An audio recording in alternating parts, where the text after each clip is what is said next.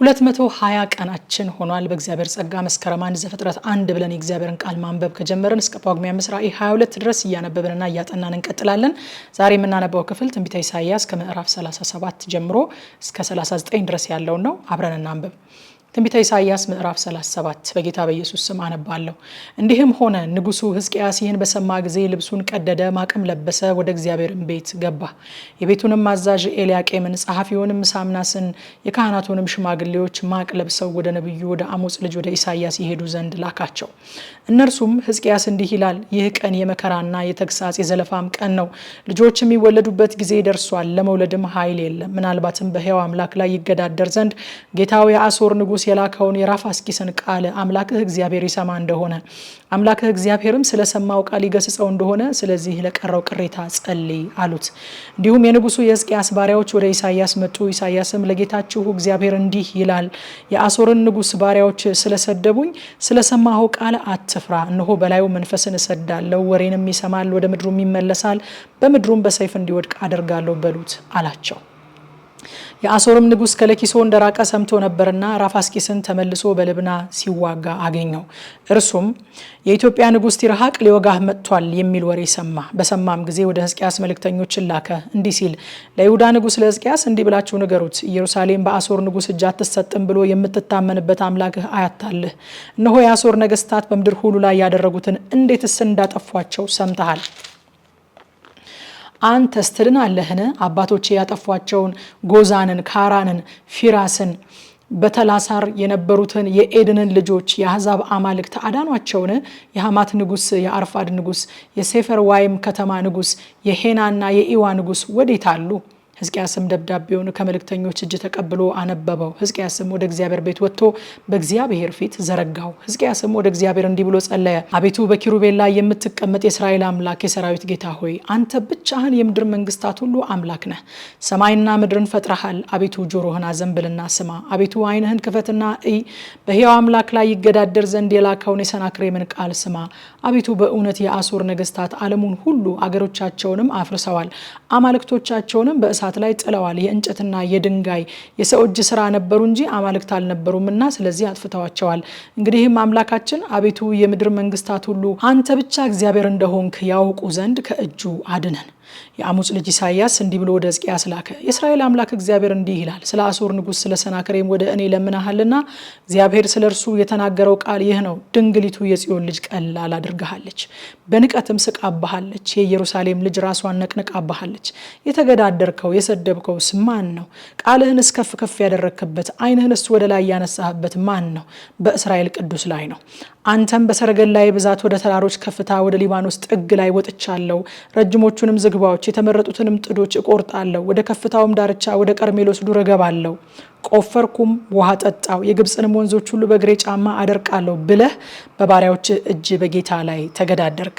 እኔ ጥንቱን እንደሰራሁት ቀድሞውንም እንዳደረግኩት አልሰማህምን? አሁንም የተመሸጉትን ከተሞች የፍርስራሽ ክምር እስኪሆኑ ድረስ እንድታፈርስ አደረግኩ።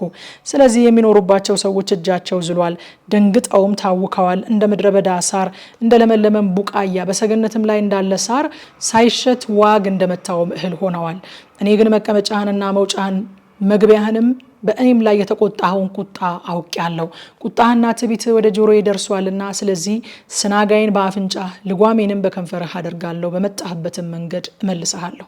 ይህም ምልክት ይሆንልሃል። በዚህ ዓመት የገቦውን በሁለተኛውም ዓመት ከገቦ የበቀለውን ትበላላችሁ። በሶስተኛውም ዓመት ትዘራላችሁ፣ ታጭዱም አላችሁ፣ ወይንንም ትተክላላችሁ፣ ፍሬውንም ትበላላችሁ። ያመለጠው የይሁዳ ቤት ቅሬታ ስሩን ወደ ታች ይሰዳል፣ ወደ ላይም ያፈራል። ከኢየሩሳሌም ቅሬታ ከጽዮንም ተራራ ያመለጡት ይወጣሉና የሰራዊት ጌታ የእግዚአብሔር ቅንዓት ይህንን ያደርጋል። ስለዚህ እግዚአብሔር ስለ አሦር ንጉስ እንዲህ ይላል፣ ወደዚች ከተማ አይመጣም፣ ፍላጻንም አይወረውርባትም፣ በጋሻም አይመጣባትም፣ የአፈርንም ድልድል አይደለድልባትም። በመጣበት መንገድ በዚያው ይመለሳል፣ ወደዚችም ከተማ አይመጣም ይላል እግዚአብሔር። ስለ እኔም ስለ ባሪያዬም ስለ ዳዊት ይህችን ከተማ አድናት ዘንድ እጋርዳታለሁ።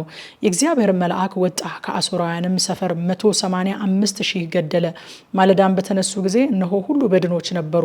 የአሦርም ንጉስ ሰናክሬም ተነስቶ ሄደ። ተመልሶም በነነዌ ተቀመጠ። በአምላኩም በናሳራክ ቤት ሲሰግድ ልጆቹ አድራሜሌክና ሳራሳር በሰይፍ ገደሉት። ወደ አራራትም አገር ኮበለሉ። ልጁም አስራዶን በእርሱ ፋንታ ነገሰ። ትንቢተ ኢሳይያስ ምዕራፍ 38። በዚያም ወራት ሕዝቅያስ ለሞት እስኪደርስ ድረስ ታመመ። ነቢዩም የአሞጽ ልጅ ኢሳይያስ ወደ እርሱ መጥቶ እግዚአብሔር እንዲህ ይላል፣ ትሞታለህ እንጂ በሕይወት አትኖርምና ቤትህን አስተካክል አለው። ሕዝቅያስም ፊቱን ወደ ግድግዳው መልሶ እንዲህ ሲል ወደ እግዚአብሔር ጸለየ። አቤቱ በፊትህ በእውነትና በፍጹም ልብ እንደሄድኩ ደስ የሚያሰኝህንም እንዳደረግኩ ታስብ ዘንድ ለምንሃለሁ። ሕዝቅያስም እጅግ አድርጎ አለቀሰ። የእግዚአብሔርም ቃል ወደ ኢሳይያስ እንዲህ ሲል መጣ። ሂድ ሕዝቅያስን እንዲህ በለው፣ የአባትህ የዳዊት አምላክ እግዚአብሔር እንዲህ ይላል፣ ጸሎትህን ሰምቻለሁ፣ እንባህንም አይቻለሁ። እነሆ በዕድሜህ ላይ 15 ዓመት እጨምራለሁ። አንተንና ይህችንም ከተማ ከአሦር ንጉሥ እጅ እታደጋለሁ። ይህችንም ከተማ እጋርዳታለሁ። እግዚአብሔርም የተናገረውን ነገር እንዲፈጽመው ከእግዚአብሔር ዘንድ ምልክቱ ይህ ይሆንልሃል። እነሆ በአካዝ የጥላ ስፍራ ሰዓት ላይ ከፀሐይ ጋር የወረደውን በደረጃዎች ያለውን ጥላ 10 ደረጃ ወደኋላ እንዲመለስ አደርጋለሁ። ፀሐይም በጥላ ስፍራ ሰዓት ላይ የወረደበት 10 ደረጃ ወደኋላ ተመለሰ። የይሁዳ ንጉሥ ሕዝቅያስ ታሞ ከደዌው በተፈወሰ ጊዜ የጻፈው ጽሕፈት ይህ ነው። እኔ በሕይወቴ ዘመን መካከል ወደ ሲኦል በሮች እገባለሁ፣ የቀረው ዘመኔ ጎደለብኝ አልኩ። ደግሞም በሕያዋን ምድር እግዚአብሔርን አላይም፣ በዓለምም ከሚኖሩ ጋር ሰውን እንግዲህ አልመለከትም አልኩ። ማደሪያ የተነቀለች እንደ እረኛ ድንኳንም ከእኔ ዘንድ ተወገደች። ሕይወቴንም እንደ ሸማኔ ጠቀለልኩ፣ እርሱም ከመጠቅለያው ይቆርጠኛል። ከማለዳ ጀምሮ እስከ ማታ ድረስ ታጠፋኛለ። እስኪ ነጋ ድረስ ቆይቼ ነበረ። እርሱ እንዳንበሳ አጥንቶቼን ሁሉ ሰበረ። ከማለዳም ጀምሮ እስከ ማታ ድረስ ታጠፋኛለ። እንደ ጨረባና እንደ ሽመላ ተንጫጫው፣ እንደ ርግብም አጉረመረምኩ። ዓይኖቼ ወደ ላይ ከማየት ደከሙ። ጌታ ሆይ ተጨንቅ ያለውና መከታ ሁነኝ። ምን እላለሁ? እርሱ ተናግሮኛል፣ እርሱ ራሱም ይህንን አድርጓል። በዘመኔ ሁሉ ስለ ነፍሴ ምሬት ቀስ ብዬ ሄዳለሁ። ጌታ ሆይ በዚህ ነገር ሰዎች በሕይወት ይኖራሉ፣ በዚህም ሁሉ የመንፈሴ ሕይወት ነው። አንተም ፈወስከኝ፣ ወደ ሕይወትም መለስከኝ። እነሆ ታላቅ ምሬት ለደህንነቴ ሆነ። አንተም ነፍሴን ከጥፋት ጉድጓድ አዳንካት፣ ኃጢአቴንም ሁሉ ወደ ኋላ ጣልክ። ሲኦል አያመሰግንህምና ሞትም አያከብረህምና ወደ ጉድጓድ የሚወርዱ እውነትህን ተስፋ አያደርጉም። እኔ ዛሬ እንደማደርግ ሕያዋን እነርሱ ያመሰግኑሃል። አባት ለልጆች እውነታህን ያስታውቃል፣ እግዚአብሔር ያድነኛል። ስለዚህ በዕድሜያችን ዘመን ሁሉ በእግዚአብሔር ቤት ቅኔዎችን አውታር ባለው ዕቃ እንዘምራለን። ኢሳይያስም የበለስ ጥፍጥፍ አምጥተው በእባጩ ላይ ይለብጡት እርሱም ይፈወሳል ብሎ ነበረ። ሕዝቅያስም ወደ እግዚአብሔር ቤት ወጣ ዘንድ ምልክቱ ምንድን ነው ብሎ ነበረ። ትንቢተ ኢሳይያስ ምዕራፍ 39። በዚያን ወራት የባቢሎን ንጉሥ የባልዳን ልጅ መሮዳክ ባልዳን ሕዝቅያስ ታሞ እንደተፈወሰ ሰምቶ ነበርና ደብዳቤና እጅ መንሻ ላከለት። ሕዝቅያስም ደስ አለው። ግምጃ ቤቱንና ብሩን ወርቁንም ቅመሙንና የከበረውንም ዘይት መሳሪያም ያለበትን ቤት ሁሉ በቤተ መዛግብቱም የተገኘውን ሁሉ አሳያቸው። በቤቱና በግዛቱ ሁሉ ካለው ሕዝቅያስ ያላሳያቸው የለም። ነቢዩም ኢሳይያስ ወደ ንጉሥ ወደ ሕዝቅያስ መጥቶ እነዚህ ሰዎች ምን አሉ? ከወዴትስ መጡልህ? አለው። ሕዝቅያስም ከሩቅ አገር ከባቢሎን መጡልኝ አለው። እርሱም በቤትህ ያዩት ምንድን ነው? አለው። ሕዝቅያስም በቤቴ ያለውን ሁሉ አይተዋል፣ በቤተ መዛግብቴ ካለው ያላሳየዋቸው የለም አለው። ኢሳይያስም ሕዝቅያስን የሰራዊት ጌታ እግዚአብሔርን ቃል ስማ፣ እነሆ በቤትህ ያለው ሁሉ አባቶችህም እስከዛሬ ድረስ ያከማቹት ሁሉ ወደ ባቢሎን የሚፈልስበት ወራት ይመጣል፣ ምንም አይቀርም ይላል እግዚአብሔር። ካንተም ከሚወጡት ከምትወልዳቸው ልጆችህ ማርከው ይወስዳሉ፣ በባቢሎን ንጉሥ ቤት ውስጥ ጃንደረቦች ይሆናሉ አለው። ሕዝቅያስም ኢሳይያስን የተናገርከው የእግዚአብሔር ቃል መልካም ነው አለው። ደግሞም በዘመኔ ሰላምና እውነት ይሁን አለ። ማታ 3 ሰዓት በኢትዮጵያ ሰዓት አቆጣጠር እንደ ሁል ጊዜው የእግዚአብሔርን ቃል በቲክቶክ እና በቴሌግራም ገጻችን የቀጥታ ስርጭት በጥልቀት እናጠናለን። ኑ አብረን እናጥና። ጸጋ ይብዛላችሁ።